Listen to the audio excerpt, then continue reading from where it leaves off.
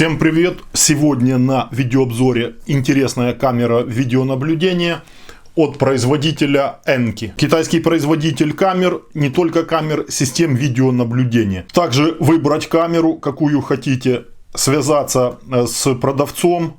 Очень мощная поддержка, пишут сразу, дают все ссылки, помощи, есть чат у них также специальный для общения.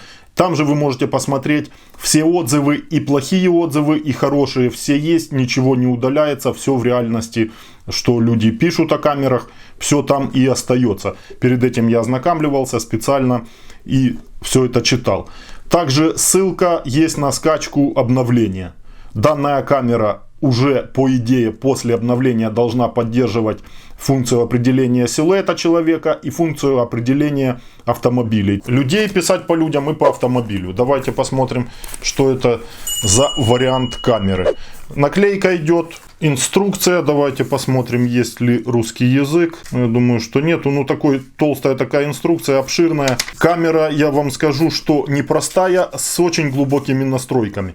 Ну, по сути, зайдя в ее веб-интерфейс, можно понять, что это Hikvision. Я так видео и назвал, Hikvision в теле Anki. Вот именно эта камера. Нету русского языка, но все подробности имеются. Шаблон для установки. И этот вариант камеры именно купольный. Есть вариант заказать с такими же внутренностями, но в других корпусах. Муфта на RJ45 герметичная, но все по стандарту. Крепежный элемент, который можно использовать. Такой вот ключ идет Г-образный со звездочкой на одной стороне и на другой разных размеров. Ну, скорее всего, доступ откручивать. Крышку для установки в камеру карты памяти. И сама камера не из легких, среднего веса такая. Есть и тяжелее такие, есть и легче. В таком вот корпусе. Корпус полностью уличный. Можно его на улицу крепить под открытым небом. Осадков она не боится. Почему не полностью тяжелый? Потому что сама камера, вот ее сфера, именно корпус камеры, где внутренности, металлический, алюминиевый сплав, это и эта часть. А вот эта часть, сам кронштейн, это все пластик. Это все выдерживает нормально, пластик сейчас идет добротный, без всяких вопросов. Камеры, много идут камеры полностью в пластиковых корпусах. Здесь вариант пластик и металл. Ну и камера вот полностью регулируется в разных положениях, как хотите. Многие люди отдают предпочтение камер именно в таких корпусах, потому что они, в установке, может, не так просты, как простые вот цилиндрические камеры. Но они в настройке очень просты. Ты можешь изменить угол, крутить камерой, вертеть как хочешь. И это все фиксируется потом моментально. Также прописана информация по камере на наклейке на камере. Камера полностью профессиональная. Та камера, одна из современных, которая имеет все нужные функции. В нашем случае матрица Sony IMX274. Камера 8-мегапиксельная, 4К, но в спецификации по матрице написано, что имеет поддержку при 4К 60 кадров в секунду, именно Sony IMX274. На странице производителя, продавца, написано, что поддержка при 8 мегапикселях 15 кадров в секунду. Дальше разберем камеру. Покажу я вам внутренности. Кто специалисты, то определите, напишите свои комментарии. И сейчас уже пишите комментарии, кто пользовался именно данными камерами. Пишите уже в комментариях ваши отзывы, может, какие есть советы. По сути, это прошлая камера есть у Anki в таком варианте, только в других корпусах. C800. Это та же самая примерно камера. Но модель ее уже прописана как 191BM. И очень важно, потому что в поддержке там на сайте, где я вам показывал, идут обновления и именно выделяют модели камер. Для каких камер есть обновления, а для каких нету. Это нужно быть также на это заострять внимание. Камера POE может работать по 12 вольтам. Есть отвод питания для блока 12-вольтового. Но можно его и глушить. Вот такая вот заглушка. Не знаю, насколько она хороша и как она будет держаться, и почему нету поводка обычного. Но может камера работать и по одному кабелю. По POE 48 вольт. Здесь вопросов никаких нет. Может напрямую подключаться к POE коммутатору, к POE видеорегистратору. Советуют и заостряют внимание именно Anki на том, что у них есть уже готовые комплекты видеонаблюдения. Ну и также вы можете купить камеру отдельно и потом к ней купить в случае надобности видеорегистратор.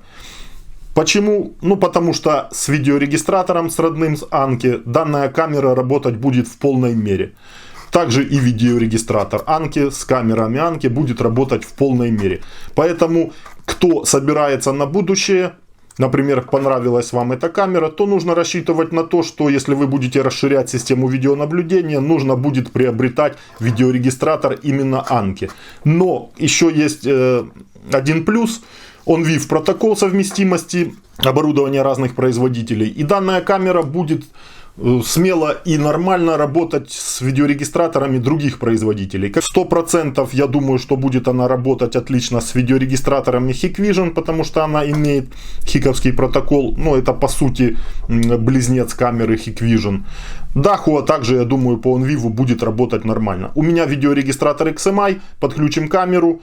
У меня он поддерживает 8 мегапикселей. И посмотрим картинку и работу камеры с видеорегистратором XMI. Формат сжатия H264, 265, 265 плюс имеет камера, есть выбор большой, то есть несколько форматов. Старый формат сжатия камера также поддерживает. Объектив 2,8 мм, широкоугольный, очень широкий широкоугольный объектив, угол захвата прописано 123 градуса.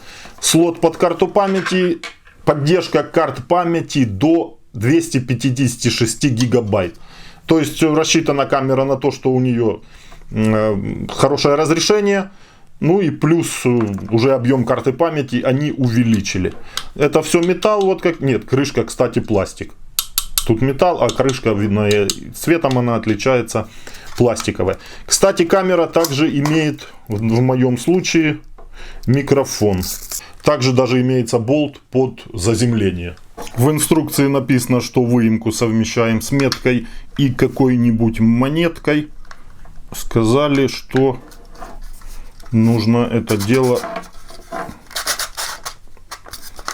поддевать. Ну, пробую.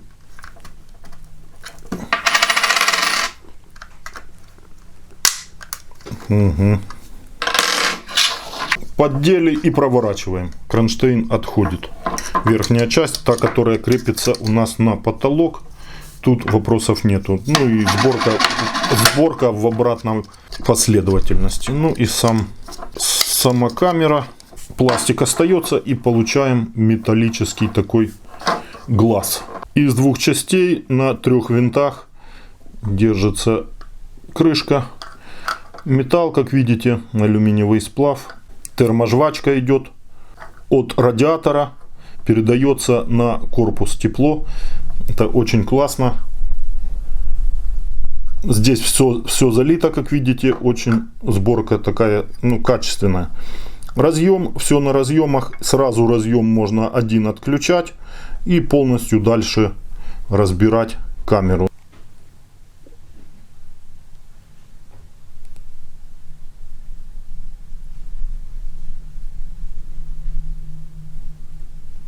Думал дальше проникнуть и исследовать камеру, показать вам, но радиатор, пластина вот эта вот, также держится на термоскотче двухстороннем. Вот видите. И чтобы его оторвать, ну, солидно так сидит, все четко, качественно. Мне нужно его снять перед тем, как вот это все добраться, разобрать дальше. Но мне надо, чтобы камера работала, не хочу я нарушать ее качественную сборку. Поэтому показал вам то, что мог. Ключ из комплекта пригождается для установки карты памяти. Ну, как бы, не знаю, нужны ли здесь такие винты с такими шляпками. Факт остается фактом.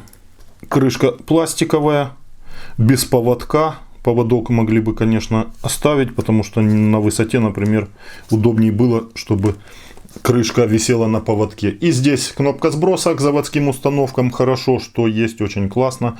В случае чего на завод сбросили какие-то проблемы. Ну и слот под карту памяти. Установлю карту памяти на 64 гигабайта. Как сказал вам, по максималке можно до 256 гигабайт.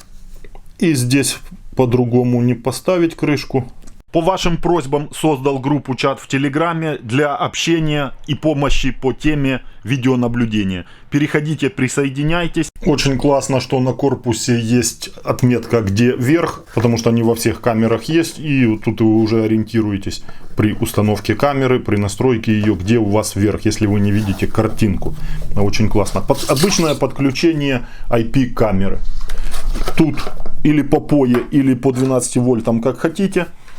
Wi-Fi нету, поэтому кабель от роутера в любом случае подключаем к камере. Подключу ее блоком питания POE для одной камеры на время для подключения ее в свою домашнюю сеть. Потом ее уже вынесу на улицу, подключу. Как обычное подключение от блока питания в разъем LAN кабель до камеры. И при условии подключения по POE, многие знают уже, кто не знает, скажу, метраж кабеля до 100 метров. По 12 вольтам, ну, примерно до 30 метров, поэтому здесь POE очень хорошо и все по одному кабелю идет. Включаю в сеть. Обычная загрузка камеры, не будет она никакими звуками выдавать, ну, скорее всего, щелчки просто будут, и фильтр будет щелкать. Динамика нету, камера неповоротная, действий никаких производить не будет. Просто ждем, и индикации на разъеме также нету, но могли бы, конечно, сделать. Ждем несколько секунд, камера загружается и ищем ее в домашней сети. С сайта производителя скачал Device Tools, их вот CIDP Tool. Открываем его, при этом компьютер и камера, понятно, должны находиться в домашней сети. Открыли вы это приложение, и автоматический поиск находит все камеры, которые у вас в домашней сети. По OnVIF протоколу, вот мои XMI-евские камеры нашел 12 девайсов. Если у вас, ну, сколько есть, столько и найдет. И именно вот момент, где 191 BM, это наша камера Anki. Поставив галочку, переносится в строку, где можем менять настройки, и мы видим IP-адрес, что нам нужно и было и узнать. В общем-то, тут вся информация. ID камеры, IP-адрес, включена функция DHCP, и автоматический роутер присваивает камере уже с вашей подсетью IP-адрес. То есть тут проблем никаких нету. Подключили и все готово. Видеорегистратор XMI-евский мой в домашней сети нашел камеру под названием Hikvision. IP-адрес понятно какой. Ее, который Device Tools показал. Порт 80. 2 раза кликаю и переношу камеру, то есть настраиваю камеру на свободный канал видеорегистратора. Запрашивает пароль. Та камера, которая по OnVIF протоколу через видеорегистратор запрашивает пароль. То есть не заходит под пустым паролем, а именно пароль ее камеры нужно вводить. И при первом же добавлении, даже вот на приложение, кстати, на смартфон Anki Vision, специальное для отслеживания камер видеорегистраторов Anki. Вы заходите, камеру также ищете в домашней сети, к примеру. И при первом входе у вас, как обычно, потребует ввод вашего пароля, сложного пароля. Легкий пароль даже не пропускает. Камера вот у меня. Плюс добавляем, она в домашней сети находится. Или же по ID камера вот с приложения. Быстро открывается. Звук с камеры слышно. Кстати, вот несколько камер можно, 9, 12, 16 или одну.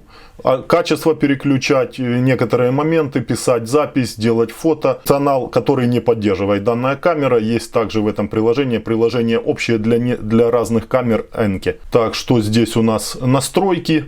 Настройки простые именно по сети. По паролю изменить пароль здесь же можно. Меняем. И ничего такого, в общем-то, нету. Приложение очень простое. Добавить в избранные, добавить устройство и отслеживание. Заход на карту памяти, кстати, также есть. Вот, но пока никаких моментов нет. Зашел в настройки видеорегистратора на 18 канал. Нам показывает, что формат сжатия камеры H265, разрешение 8 мегапикселей можно менять. 4, 5, 2, 1 мегапиксель. Видеозвук в 2 потоках. Камера работает, звук Раз, два, три, четыре. Очень классный звук. В онлайне на колонке видеорегистратора, подключенные к видеорегистратору, передается звук. Ну и также пишется на жесткий диск, установленный в видеорегистраторе. В браузере на компьютере в Chrome ввожу внутренний IP-адрес камеры и захожу в веб-интерфейс камеры. Именно тот момент, когда в одной домашней сети вы можете произвести настройку камеры очень глубокую. Веб-интерфейс,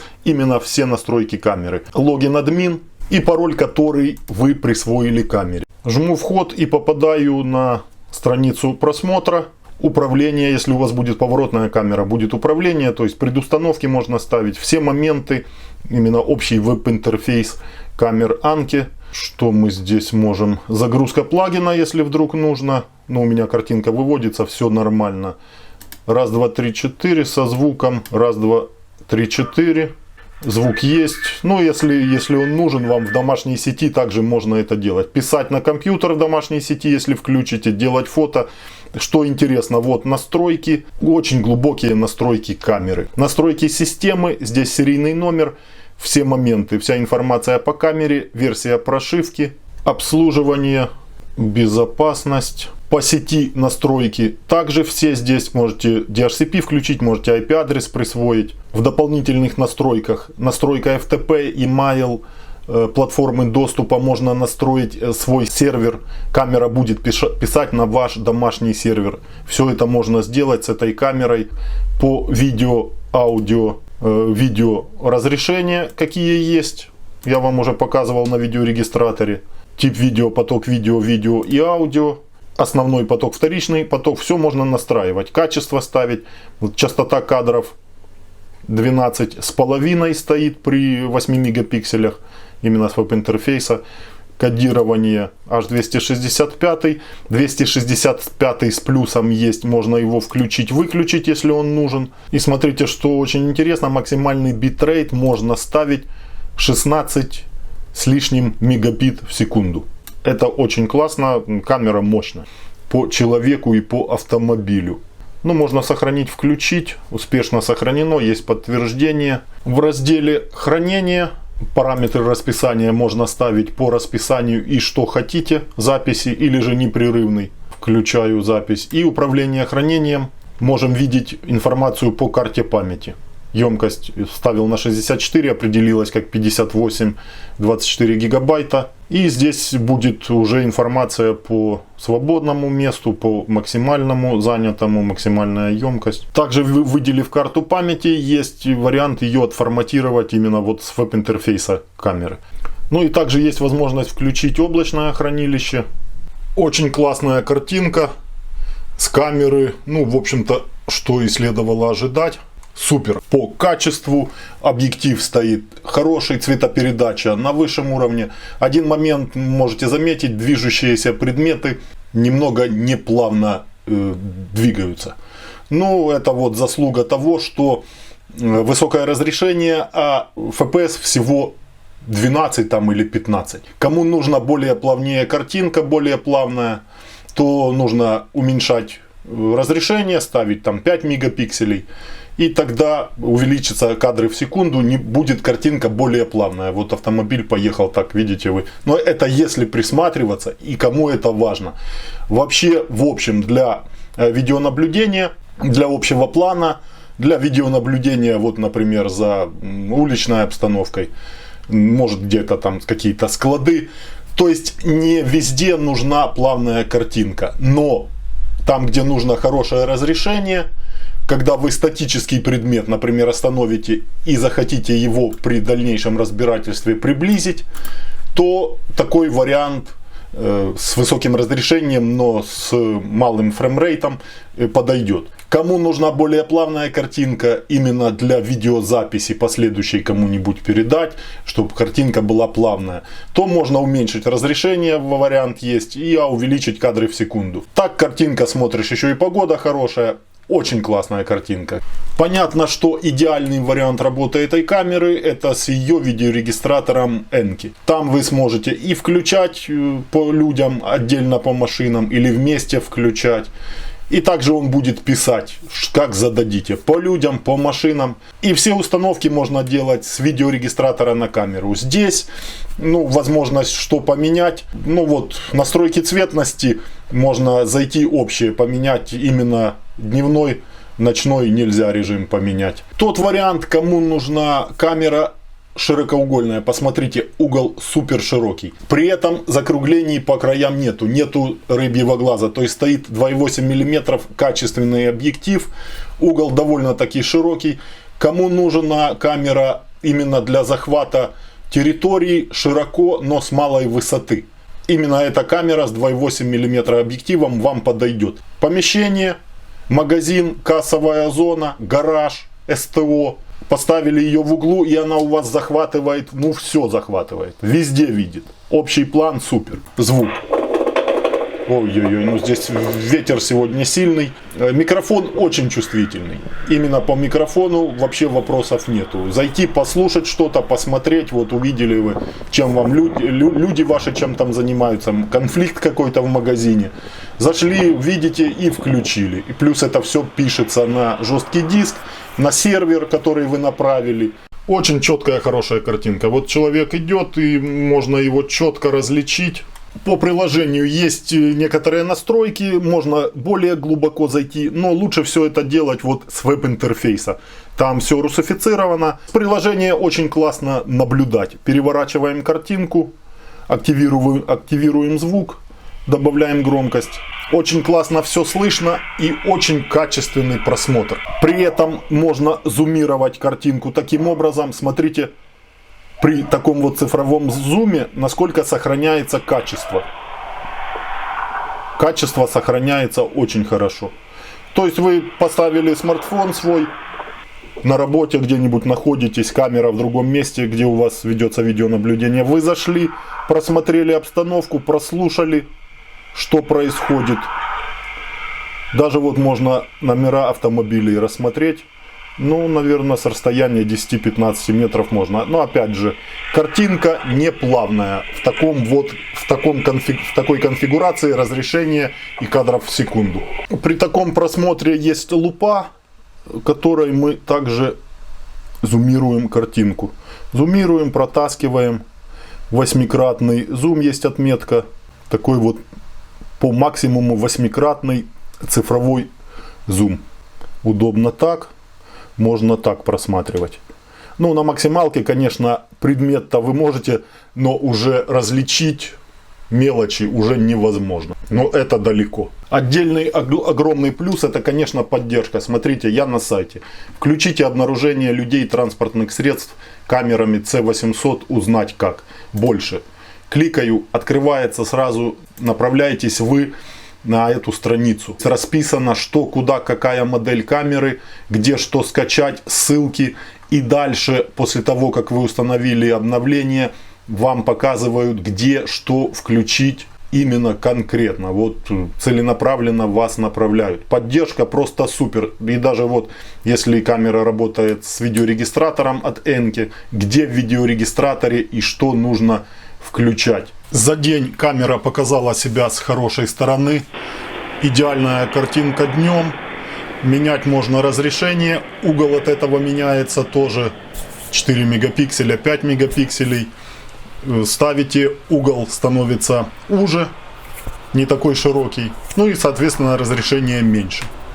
Люди, автомобили, все пишет, присылает уведомления. Вопросов никаких нету. Картинка четкая, классная. И звук на хорошем, высоком уровне. Микрофон очень чувствительный.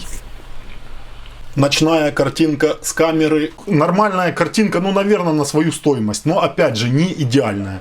Движущиеся предметы расплываются. Не так расплываются, как в более бюджетных вариантах камер. Получше, конечно, здесь. Детализация получше уже ночью. Когда человек идет, можно рассмотреть. То есть видно, что он идет. Потому что в дешевых камерах иногда человек просто в темноте теряется. Автомобили движущиеся, можно марку рассмотреть. Номера, понятно, засвечены. Это и у дорогих камерах такие моменты есть. Очень классные настройки ночной картинки. Как я вам сказал, камера многофункциональная. Настройки изображения. Заходим.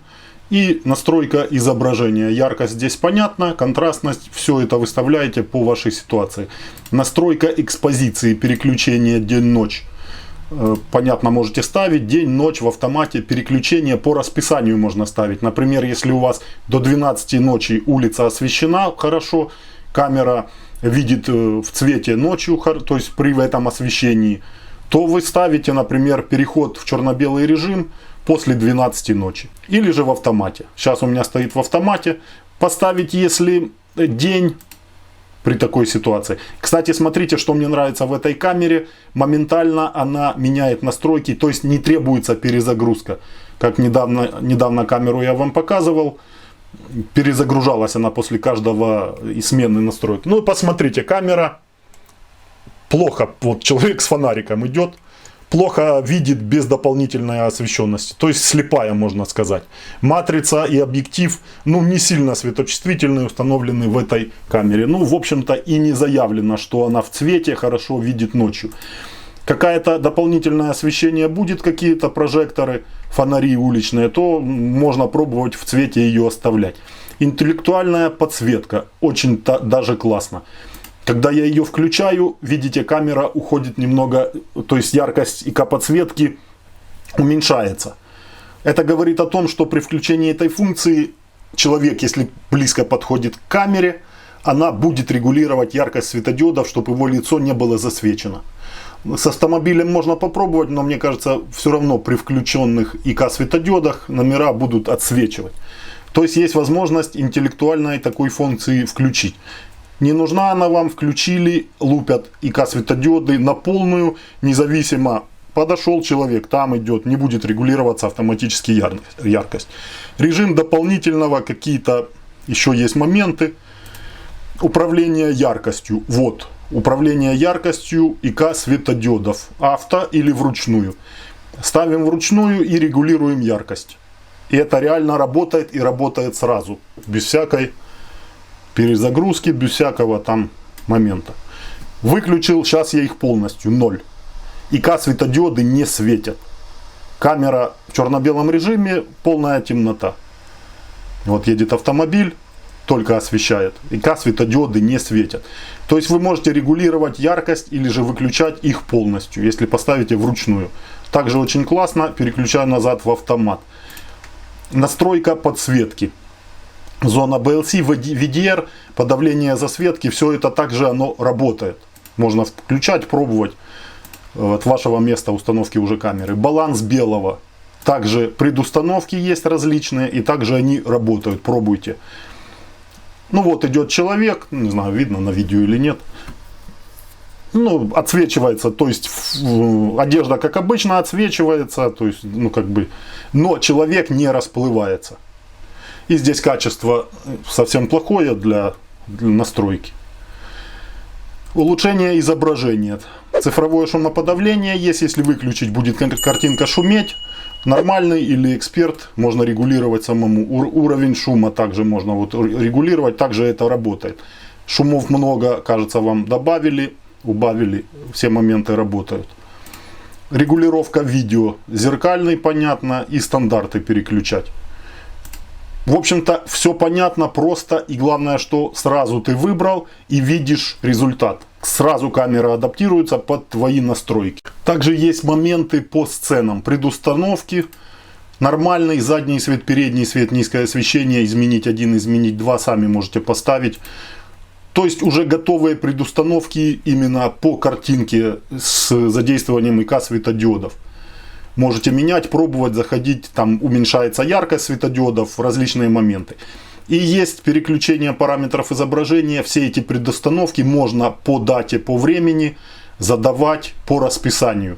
Когда какую предустановку нужно вам активировать, будет она активироваться автоматически. Кстати, с видеорегистратора с этого XMI-евского камера переключает разрешение без проблем и также без перезагрузки.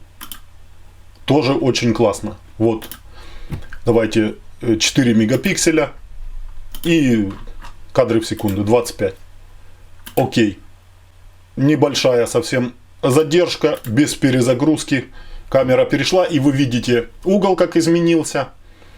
Ну и картинка. Но здесь надо камеру уже выше поднимать, чтобы ИК-светодиоды светили туда, вперед. Как по мне, неплохой вариант камеры. Ну, работает она согласно заявленному на официальном сайте. И очень классно, просто супер, это поддержка. Я просто в шоке, ну, не встречал никогда. Может, пишите, у кого есть еще такая поддержка. Тот вариант камеры, кому нужна хорошая картинка. Я думаю, всем она нужна, как дневная, так и ночная. Ссылка в описании к видео. В дороге еще много интересных камер. Подписывайтесь на канал. Чат в Телеграме. Мой Телеграм-канал также подпишитесь. И почта. По вашей просьбе подбираю нужное вам оборудование по видеонаблюдению на Алиэкспресс и даю ссылки. Вам только останется зайти, перейти и заказать. Всем удачи, до следующих видео.